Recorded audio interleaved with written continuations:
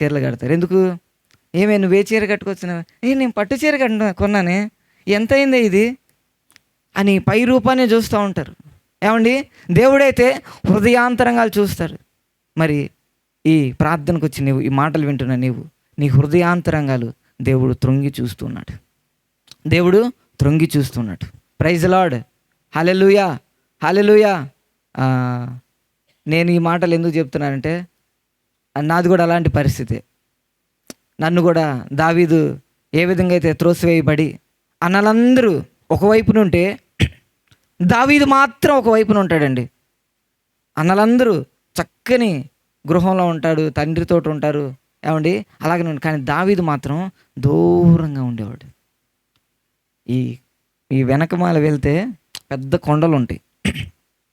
కొత్తగా వచ్చిన వాళ్ళకైతే తెలియదు, ఇక్కడ ఉండే వాళ్ళకైతే తెలుస్తుంది. ఈ కొండలన్నీ నేను ఒంటరిగా తిరిగినవాడిని. నిజంగా అండి, సాక్ష్యంగా చెప్తున్నా. ఈ కొండల్లో నేను ఒంటరిగా తిరిగాను. ఇక్కడ మా పెదనాన్నగారు కూడా ఉన్నారు, మరీదాస్ అంటారు. ఆయన ఆవులు మేపేవారు. నేను స్కూల్ ఎగ్గొట్టి 10వ తరగతి ఆ స్కూల్ ఎగ్గొట్టి ఆవులుగా ఇష్టానికి వెళ్ళా. ఇక మా అమ్మ బాధపడిందండి, ఒరి పిల్లని కూడా ఎవరు నువ్వు ఇలా ఆవులు ఎంత దోళ్ళు ఏమంట తిరిగితే నీకు పిల్లని ఎవరు ఇస్తారా అనేది మా అమ్మ అప్పుడే చెప్పింది. కానీ తర్వాత తెలిసింది నాకు, ఆవులు ఎంట మాది తిరిగితే పిల్లని ఎవడేవనని. పాతిక సంబంధాలు చూసే నేను, ఎవడో ఇవ్వలా. నిజంగా అండి, ఈ ఆవులు ఎంట తిరిగి దోళ్ళు ఎంట తిరిగితే ఇంకెవడేస్తాడు? ఏమండి, దావీదులాగా నాకు కనీసం రూపం అన్నా కూడా అందంగా లేదు. ఏమండి, చాలా పొట్టివాడిని, సన్నగా ఉంటాను. ఏమండి, మరి ఇంకొక విషయం ఏంటంటే చాలా సిగ్గు నాకు. ఇక్కడ ఎంతమంది ఉన్నారు కానీ కనీసం తెలిసిన ఫ్రెండ్ కనపడ్డా, ఏమండి ఇంట్లో ఎవరైనా బంధువులు కనపడ్డా కానీ వారిని చూడగానే ముందు నాకు సిగ్గు వచ్చేసిద్ది.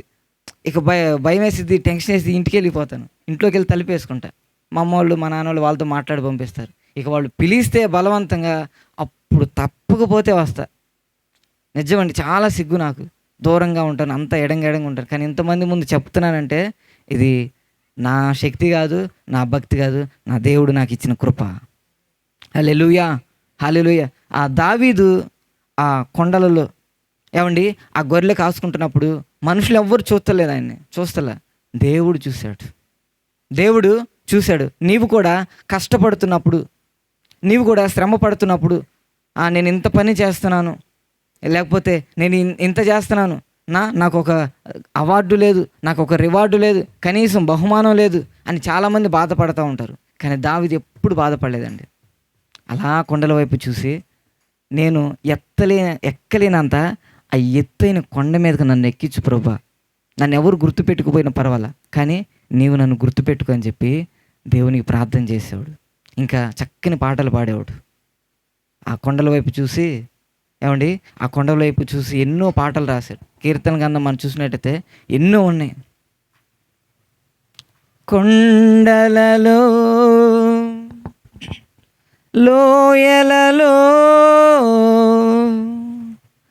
అడవులలో ఎడారులలో నన్ను గమనించినావా, నన్ను బలపరచినావా యేసయ్యా, యేసయ్యా, యేసయ్యా, యేసయ్యా. కొండలలో లోయలలో అడవులలో ఎడారులలో నన్ను గమనించినావా, నన్ను నియమించినావా యేసయ్యా, యేసయ్యా. అందరూ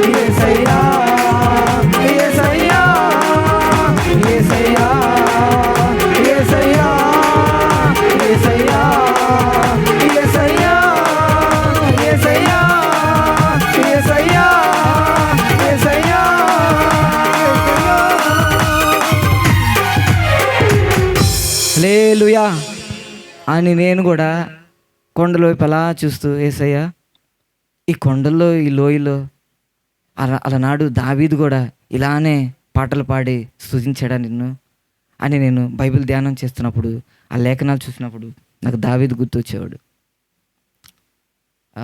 నాతో పాటు ఉండేవాళ్ళు పిల్లలే ఉండరు, వాళ్ళు వృద్ధులు, ముసలివారు. వారికి అనేక అలవాట్లు ఉంటాయి. మరి పెద్దోళ్ళు అంటే ఏం చేస్తారండి, కాస్త చుట్టా బీడి, ఇంకో మాట చెప్పనా, నా వెంట తిరిగినానికి గంజాయి అలవాటు కూడా ఉంది. కానీ దేవుని కృప వల్ల నాకు ఇంతవరకు ఏ బ్యాడ్ హ్యాబిట్స్ లేదు. దేవునిలోకి రాక మునుపు లేదు, ఇక దేవునిలోకి వచ్చిన తర్వాత అసలు ఉండవు అనుకోండి, అది వేరే విషయం. దేవునిలో రాకముందు ఒక్క బ్యాడ్ హ్యాబిట్ కూడా రాలేదండి. కానీ దేవుని సన్నిధానికి మాత్రం దూరంగా ఉండేవాడిని. చర్చీస్ అన్న ఏమండి, పాస్టర్లు అంటే మాత్రం ఇక మీకు తాగినోడు గొడవ పడతాడు చూడండి, అట్లా ఉండేది నా పరిస్థితి. పాస్టర్లు అంటే నాకు అసలు ఇష్టం ఉండదు. ఎందుకంటే వాళ్ళు ఎప్పుడు తిండిపోతులాగా ఉంటారు, ఏమండి ఇంటికి వచ్చి డబ్బులు అడుగుతూ సందాలు అడుగుతూ ఉంటారని చెప్పి పాస్టర్లు అంటే ఒక ద్వేషం ఉండేది నాకు. పాస్టర్లు అంటే చాలా ద్వేషం. నేను ఎవరినైతే ద్వేషించానో, ఏదైతే నాకు అసహ్యమో, ఇప్పుడు నేను అదే చేయాల్సి వస్తుంది. అదే అంటారు, ఎవరు దవ్వుకుని గుంటలో ఎవరు పడతారు, వాళ్ళే ఇంకొకరు వచ్చి పడతారా, వాళ్ళే పడతారు. నేను పడ్డా, కానీ గుంట కాదులేండి, ఇది గొప్ప భాగ్యమే. ఆమేన్, హల్లెలూయా, హల్లెలూయా. దావీదు దేవుని హృదయానుసారటండి. ఈ రాత్రి ఈ మాటలు వింటున్నా, నీవు దేవుని హృదయానుసారంగా ఉంటున్నావా? లేకపోతే మనుషులు ఏదో అనుకుంటారు, నా భర్త ఏదో అనుకుంటాడు, నా భార్య ఏదో అనుకుంటుంది అని చెప్పి దేవునికి నీవు దూరంగా బ్రతుకుతున్నావేమో. ఒక్కొక్కరు ఉంటారు భక్తిగా బైబిల్ తీసుకొని వెళ్తారు, ఆ బైబిల్ పక్కన పెట్టేసిన తర్వాత వాళ్ళ నిజస్వరూపం ఉంటుంది. బైబిల్ చేత పట్టినా ఒకేలాగా ఉండాలి, బైబిల్ పక్కన పెట్టినా ఒకేలాగా ఉండాలి. ఆమేన్. మీలో ఎవరైనా ఉంటే, నేను మీకు చెప్పేంతటోని కాదు,